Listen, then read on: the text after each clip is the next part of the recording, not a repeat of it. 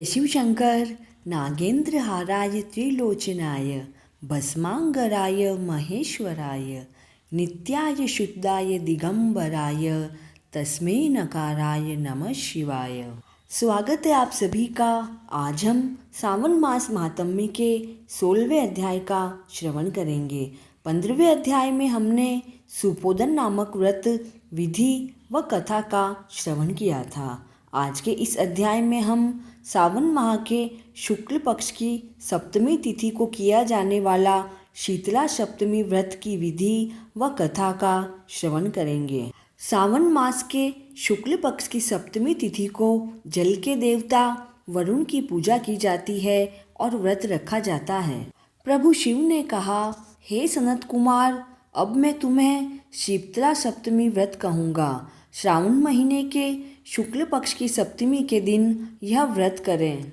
सबसे पहले दीवार में बावड़ी लिखकर उसमें अशरीरी संज्ञक दिव्य स्वरूपधारी गिनती के 7 जल देवता लिखे। 2 लड़कों के साथ पुरुष त्रय संगीत न्यारी, 1 घोड़ा, बैल, नरवाहन सहित पालकी लिखें। 16 उपचार द्वारा जल देवों की अर्चना कर ककड़ी, दही और भात का नैवेद्य समर्पित करें। नैवेद्य पदार्थों का बायना ब्राह्मणों को दें। इस तरह 7 साल तक व्रत कर प्रतिवर्ष 7 सौभाग्यवती स्त्रियों को भोजन कराकर उद्यापन करें। एक सोने के पात्र में 7 जल देवों की प्रतिमा रखकर लड़के सहित उन प्रतिमा में पहले दिन शाम को भक्ति द्वारा पूजा करें। दूसरे दिन सुबह ग्रह होम सहित चरु होम करें। जिन्होंने पहले इस व्रत को किया था और उन्हें जो फल मिला उसे आप सुनो। सौराष्ट्र देश में शोभन नाम वाला एक व्यक्ति रहता था। उसने निर्जल वन में एक बावड़ी खुदवाई। उसमें उतरने के लिए और पशुओं के निमित्त जल पीने के लिए दृढ़ पत्थरों की एक सुंदर सीढ़ी का निर्माण करवाया, जो कि बहुत टिकाऊ और मजबूत थी, जिसके चारों तरफ राहगीरों के लिए वृक्षों से संयुक्त एक बगीचे का निर्माण करवाया। बावड़ी खुदवाने के पश्चात उसमें जल तो निकला ही नहीं, क्योंकि बावड़ी का पानी सूख गया था, इसलिए एक बिंदु मात्र जल भी वहाँ नहीं मिला। उसी समय दुखी होकर उस धनिक ने कहा कि मेरा परिश्रम व्यर्थ हुआ तथा मेरा धन भी फिजूल ही खर्च हो गया है। ऐसा सोचकर वह धनिक चिंता करता हुआ रात को बावड़ी के पास ही सो गया। उसी समय रात्रि में स्वप्न में धनद को जल देवों ने आकर कहा, हे धनद, जल निकलने का उपाय सुनो। यदि तुम अपने पौत्र को हम लोगों के लिए बलि दे दोगे तो यह बावड़ी उसी क्षण जल से भर जाएगी। ऐसा स्वप्न देखकर धनिक ने अपने घर आकर अपने पुत्र से सपने की सारी कथा कही। द्रविड़ नाम का धनद का पुत्र था। वह भी धर्म में तत्पर रहता था।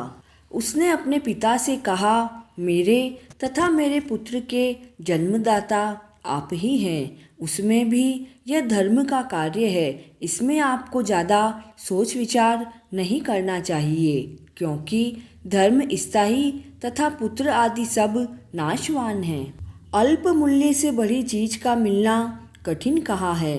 मेरे शीतांशु तथा चंडांशु नाम वाले 2 लड़के हैं, इसलिए पिताजी आप ज़्यादा विचार न करें और मेरे बड़े पुत्र शीतांशु नाम वाले लड़के की बलि दे दें। किंतु यह बात घर की किसी भी स्त्री को पता नहीं होनी चाहिए, क्योंकि मेरी पत्नी पुनः गर्भवती है और प्रसव समय निकट है। वह अपने पिता के घर जाने वाली है। उसके साथ मेरा छोटा पुत्र भी जाएगा। तब हम यह कार्य जरूर कर लेंगे, क्योंकि उस समय उसकी माता नहीं होगी तो यह कार्य करना आसान होगा। तभी उसकी पत्नी के पिता के घर से बुलावा आ गया, तो सुशीला ने अपने ससुर के कहने से वैसा ही किया। उसके जाने के बाद पिता और पुत्र दोनों ने उस शीतांशु लड़के की शरीर पर तेल लगाकर नहलाया तथा सुंदर कपड़े और आभूषणों से उसे विभूषित किया। वरुण नक्षत्र पूर्वा आषाढ़ा के आ जाने पर प्रसन्नता से उस बावड़ी के किनारे पर उस लड़के को खड़ा कर पिता पुत्र दोनों ने कहा, इस लड़के की बलि से जल के देवता प्रसन्न हो। उसी क्षण उस पुत्र की बलि से सुधा तुल्य जल से बावड़ी परिपूर्ण हो गई। दोनों बावड़ी को जल से भरी देखकर प्रसन्न और पुत्र के नाश से दुखी होकर अपने घर लौट आए। अपने पिता के घर पर सुशीला तीसरा लड़का पैदा कर 3 मास बाद अपने ससुराल के लिए रवाना हुई। उसने बावड़ी के पास आई तो उसे भरी हुई देखकर आश्चर्यचकित होकर उसमें स्नान करके बोली कि मेरे ससुर का जो यह कार्य और धन का खर्च हुआ था वह सही हुआ है। अब यह बावड़ी सभी प्यासों की प्यास बुझाएगी। उसी दिन श्रावण महीने के शुक्ल पक्ष की सप्तमी तिथि थी। सुशीला ने शीतला का शुभ व्रत कर वहीं पर दही तथा चावल मंगवाकर सुंदर पाक बनाया और जल के देवता का पूजन कर दही चावल और ककड़ी का नैवेद्य देकर बायना ब्राह्मणों को दिया और अपने साथ वालों के साथ स्वयं भी उसने दही चावल और ककड़ी का भोजन किया। वहाँ से सुशीला का गांव 4 कोस की दूरी पर था। जब वहाँ से रमणीक पालकी पर सुशीला सवार होकर घर की ओर दोनों लड़कों के साथ चली तो आपस में जलदेव कहने लगे कि हमें इसको इसका लड़का दे देना चाहिए, क्योंकि यह औरत तो बड़ी सुबुद्धि है। इसने हम लोगों का व्रत किया है। इसके व्रत के प्रभाव से इसे नवीन पुत्र दे देंगे। यदि पूर्व का उत्पन्न लड़का नहीं दिया तो हमारी प्रसन्नता का क्या फल मिलेगा। इस प्रकार दयावान जलदेवों ने आपस में बातचीत कर उसे जल के बाहर निकालकर विदा कर दिया। माँ को देखकर लड़का माँ के पीछे भागता हुआ आया और बोला, हे माँ, ऐसा कहकर पुकारा। तब लड़के की ऐसी आवाज़ सुनकर माँ ने पीछे मुड़कर देखा। सुशीला ने अपने लड़के को देखकर आश्चर्यचकित होकर उसको गोद में बैठाकर सूंघने लगी, पर उससे कुछ नहीं पूछा।